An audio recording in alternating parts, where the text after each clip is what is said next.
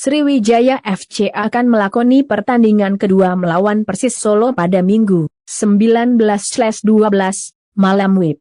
Tim Laskar Wongkito hanya butuh satu kemenangan lagi untuk memastikan diri lolos ke babak semifinal Liga 2 2021. Hal itu didapatkan setelah berhasil menang 2-1 atas Persiba Balikpapan pada pertandingan perdana. Kemenangan atas Persiba pada Rabu lalu menjadi modal bagus bagi ia dan rekan-rekannya menatap laga menghadapi Persis Solo akhir pekan nanti.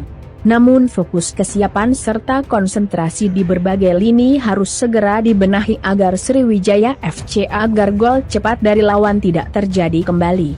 Hal tersebut juga diakui oleh gelandang serang sekaligus kapten tim Laskar Wongkito M. Nur Iskandar. Gelandang serang berusia 35 tahun itu juga tidak menganggap Persis Solo sebagai lawan mudah dan tetap mewaspadai tekanan yang diberikan Laskar Sambernyawa nantinya.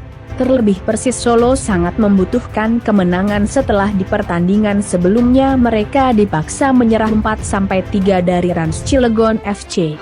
Mungkin kita bisa banyak belajar juga dari pertandingan kemarin lawan Persiba. Kalau kita harus lebih siap dari awal sampai selesai, apalagi lawan kita besok Solo kan, pasti akan lebih berat lagi dari sebelumnya, ucap M. Nur Iskandar.